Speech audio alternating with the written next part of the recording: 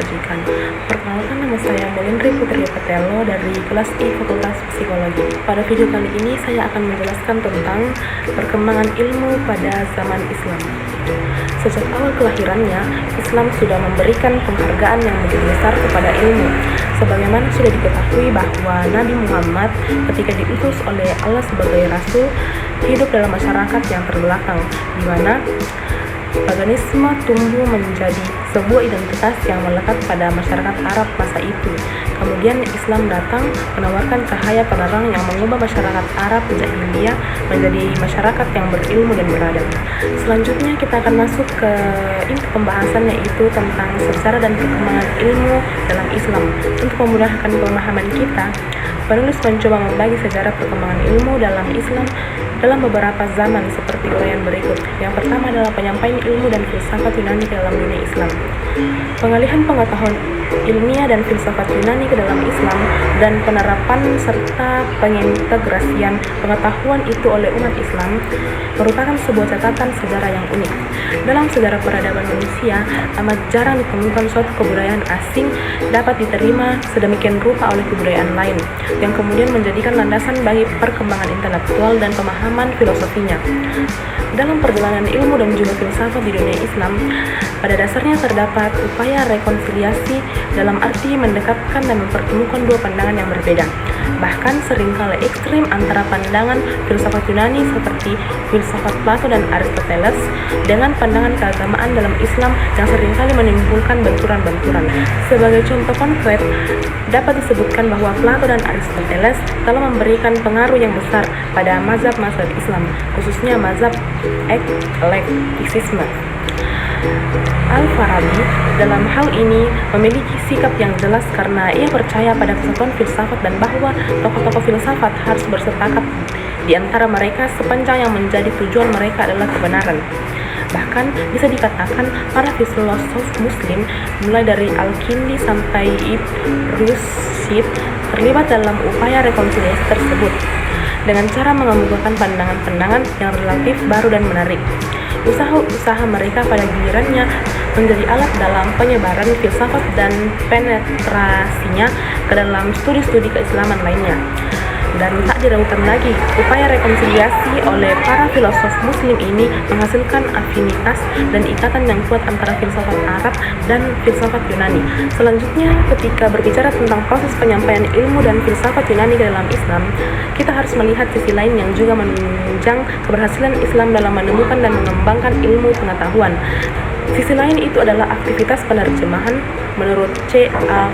Khadir, proses penerjemahan dan penafsiran buku-buku Yunani di negeri Arab dimulai jauh sebelum lahirnya agama Islam atau penaklukan Timur Dekat oleh bangsa Arab pada tahun 641 Masehi.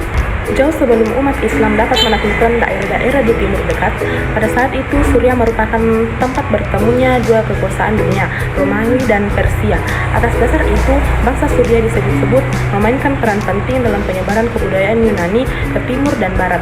Di kalangan umat Kristen Suriah, terutama kaum Nestorian, ilmu pengetahuan Yunani dipelajari dan disebarluaskan melalui sekolah-sekolah mereka. Walaupun tujuan utama sekolah-sekolah tersebut menyebarluaskan pengetahuan Injil, namun pengetahuan ilmiah seperti kedokteran banyak diminati oleh para pelajar. Sayangnya, hingga pihak gereja memandang ilmu kedokteran itu sebagai ilmu sekular dan dengan demikian posisinya lebih rendah daripada ilmu pengobatan spiritual yang merupakan hak istimewa para pendeta. Selain itu, pada masa ini juga didapati pusat-pusat ilmu pengetahuan seperti Aryok, Ephesus, dan Iskandaria, di mana buku-buku Yunani purba masih dibahas dan diterjemahkan ke dalam berbagai bahasa, terutama Syriani. Bahkan setelah pusat-pusat itu ditaklukkan oleh umat Islam, pengaruh pemikiran Yunani tetap mendalam dan meluas. Pada masa ini juga didapati seorang tokoh Kristen bernama Nestorius yang melakukan dekonstruksi atas pemahaman teologi kalangan Kristen konservatif ortodoks setelah ia terpengaruh oleh alam pikiran Yunani tersebut. Ia bersama pengikutnya kemudian hijrah ke Suriah dan melanjutkan kegiatan ilmu pengetahuan dan filsafat Yunani. Kegiatan ini pada gilirannya menghasilkan terjemahan karya filosof Yunani seperti Porphyrius Di antaranya adalah isagoge, categories, hermeneutika, dan analytika priori. Pusat-pusat ilmu pengetahuan yang dipimpin oleh umat Kristen ini terus berkembang dengan bebasnya sampai mereka berada di bawah kekuasaan Islam. Hal ini menunjukkan bahwa Islam tidak hanya mendukung adanya kebebasan intelektual, tetapi juga membuktikan kecintaan umat Islam terhadap ilmu pengetahuan dan sikap hormat mereka kepada ilmuwan tanpa memandang agama mereka. Kemudian kita masuk pada perkembangan ilmu pada masa Islam klasik. Selanjutnya, satu hal yang patut dicatat dalam kaitannya dengan perkembangan ilmu dan Islam adalah peristiwa Fitnah Al-Kubra yang ternyata tidak hanya membawa konsekuensi logis dari segi politis dan siege seperti yang dipahami selama ini, tapi ternyata juga membawa perubahan besar bagi pertumbuhan dan perkembangan ilmu di dunia Islam. Pasca terjadinya Fitnah Al-Kubra, muncul berbagai golongan yang memiliki aliran teologis tersendiri yang pada dasarnya berkembang karena alasan-alasan politis. Pada saat itu muncul aliran Syiah yang membela Ali, aliran Khawarij, dan kelompok Muawiyah. Namun di luar konflik yang muncul pada saat itu, sejarah mencatat dua orang tokoh besar yang tidak ikut terlibat dalam perdebatan teologis yang cenderung mengkafirkan satu sama lain, tetapi justru mencurahkan perhatiannya pada bidang ilmu agama. Kedua tokoh itu adalah Abdullah ibn Umar dan Abdullah ibn Abbas, yang disebut pertama mencurahkan perhatiannya dalam bidang ilmu hadis, sementara yang disebut belakangan lebih berorientasi pada ilmu tafsir. Kedua tokoh ini sering disebut sebagai pelopor tumbuhnya institusi keulamaan dalam Islam, sekaligus berarti pelopor kajian mendalam dan sistematis tentang agama Islam. Mereka juga sering disebut sebagai moyang golongan Sunni atau al-Sunnah wa al-Jamaah. Tahap penting berikutnya dalam proses perkembangan dan tradisi keilmuan Islam ialah masuknya unsur-unsur dari luar ke dalam Islam, khususnya unsur-unsur budaya Perso-Semitik atau Zoroastrianisme, khususnya Mazdaisme, serta Yahudi dan Kristen, dan budaya Helenisme, yang disebut belakangan mempunyai pengaruh besar terhadap pemikiran Islam, ibarat pisau bermata dua. Satu sisi ia mendukung Jabariyah atau antara lain oleh Jam ibn Safwan, sedang di sisi lain ia mendukung Qadariyah antara lain Wasil ibn Adha, tokoh dan pendiri Mu'tazilah. Dari adanya pandangan yang dikotomis antara keduanya, kemudian muncul usaha menengahi dengan menggunakan argumen-argumen Helenisme, terutama filsafat Aristoteles. Sikap menengahi itu terutama dilakukan oleh Abu al-Hasan al-Asy'ari dan al-Maturidi yang juga menggunakan unsur Helenisme. Berdasarkan uraian di atas dapat ditarik sebuah hipotesis sementara bahwa pada Islam pengaruh Helenisme dan juga filsafat Yunani terhadap tradisi keilmuan Islam sudah sedemikian kental sehingga pada saat selanjutnya pengaruh itu pun terus mewarnai perkembangan ilmu pada masa-masa berikutnya. Selanjutnya kita akan masuk pada materi yang selanjutnya, itu perkembangan ilmu pada masa kejayaan Islam. Pada masa kejayaan kekuasaan Islam, khususnya pada masa pemerintahan dinasti Umayyah dan dinasti Abbasiyah, ilmu berkembang sangat maju dan pesat. Kemajuan ini membawa Islam pada masa keemasannya, di mana pada saat yang sama wilayah-wilayah yang jauh di luar kekuasaan Islam masih berada pada masa kegelapan peradaban atau Dark Age. Dalam sejarah Islam, kita mengenal nama-nama seperti Al-Mansur, Al-Ma'mun, dan Al-Harun Al-Rashid yang memberikan perhatian teramat besar bagi perkembangan ilmu di dunia Islam. Pada masa pemerintahan Al-Mansur misalnya, proses penerjemahan karya-karya filosof Yunani ke dalam bahasa Arab berjalan dengan pesat. Dikabarkan bahwa Al-Mansur telah memerintahkan penerjemah naskah-naskah Yunani mengenai filsafat dan ilmu dengan memberikan imbalan yang besar kepada para ahli bahasa atau penerjemah. Pada masa Harun al-Rashid pada tahun 786 sampai 809, proses penerjemahan itu juga masih terus berlangsung.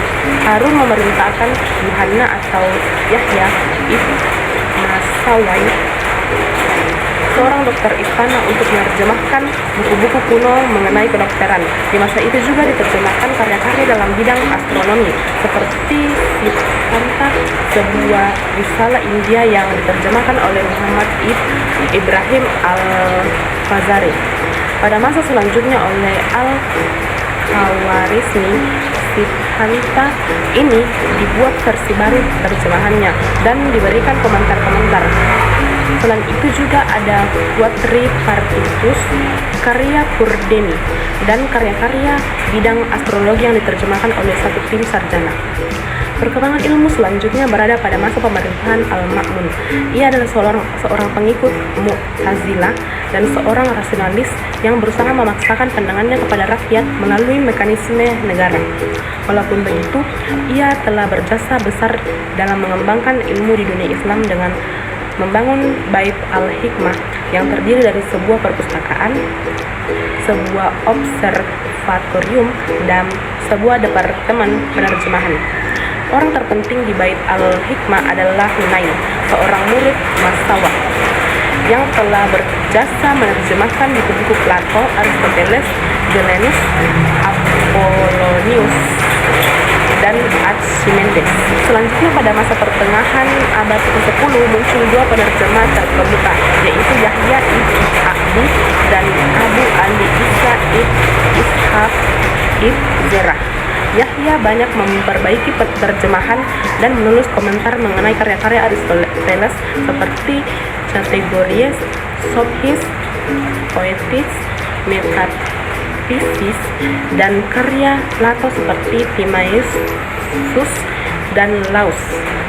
Yahya juga dikenal sebagai ahli logika dan penerjemahan The Prolegomena of Ammonius dan sebuah kata pengantar untuk Isagognya Porphyrius. Selanjutnya pada masa kejayaan ini terdapat juga tokoh-tokoh filsafat yang bergelut secara serius dalam kajian-kajian di luar filsafat.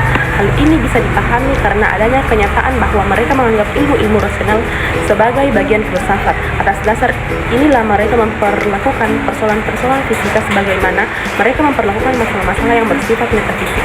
Salah satu bukti nyata dari ini adalah kitab Al-Shifa, sebuah ensiklopedi filsafat Arab yang terbesar yang berisi 4 bagian. Bagian 1 mengenai logika, bagian 2 tentang fisika, bagian ketiga tentang matematika, dan bagian keempat membahas metafisika. Dalam bagian fisika, Ibn Sina memasukkan ilmu-ilmu psikologi, zoologi, geologi, dan botani. Dan pada bagian matematika, ia membahas geometri, ilmu hitung, astronomi, dan musik. Selain tokoh di atas, kita juga mengenal Al-Kindi, seorang ilmuwan yang lebih sering disebut saintis ketimbang filosof, yang berminat besar dalam bidang matematika dan fisika. Ia bahkan pernah berpendapat bahwa seorang mungkin dapat menjadi filosof sebelum mempelajari filsafat. Tokoh lainnya adalah Al-Farabi, yang mengadakan penelitian dalam bidang geometri dan mekanika, dan ia juga adalah seorang musikus muslim yang terbesar. Salah satu karyanya dalam bidang musik adalah kitab Al-Musiki Al-Kabir. Kemudian kita mengenal Ibn Bada, Ibn Rushayth, dan Ibn Rushd yang hidup di Andalusia dan bergelut secara intensif dalam bidang kedokteran. Ibn Rushd misalnya mengarang Al-Kulliyat yang diterjemahkan dalam bahasa Latin pada pertengahan abad ke-13 Masehi. Selanjutnya ada Muhammad Ibnu Zakaria Al-Razi, dokter terbesar dalam Islam. Bahkan di seluruh masa abad pertengahan, dia terkenal karena originalitasnya dan pandangannya yang jernih dan kemampuannya menemukan jenis-jenis penyakit yang belum dikenal sebelumnya. Kitabnya yang berjudul Al-Hawi adalah kitab yang paling terkemuka di antara karya-karya kedokteran Arab yang diambil manfaatnya oleh orang-orang Latin. Selain adanya perkembangan ilmu yang dapat dikategorikan ke dalam bidang eksakta, matematika, fisika, kimia, geometri, dan lain sebagainya, seperti yang telah disinggung secara sepintas di atas, sejarah juga mencatat kemajuan ilmu-ilmu keislaman, baik dalam bidang tafsir, hadis, fikih, usul fikih, dan dan disiplin ilmu keislaman yang lain. Masih berkaitan dengan era kejayaan keilmuan Islam, perlu juga disinggung secara sepintas tentang transformasi ilmu dari dunia Islam ke Barat. Terjadinya transformasi kebudayaan dan khususnya ilmu dari dunia Islam ke Barat disebabkan paling tidak oleh dua alasan. Pertama, kontak pribadi. Setelah penaklukan Arab atas Persia, Syria, dan Mesir, orang-orang Kristen di timur mengadakan kontak dengan orang-orang Islam. Mereka hidup bersama dan menikmati toleransi agama yang besar. Mereka juga mengikuti kegiatan intelektual dan kebudayaan kaum mempunyai dokter-dokter, kimiawan, matematikus, dan para ahli astronomi yang memberikan sumbangan khusus dalam penerjemahan warisan Yunani ke dalam bahasa Arab.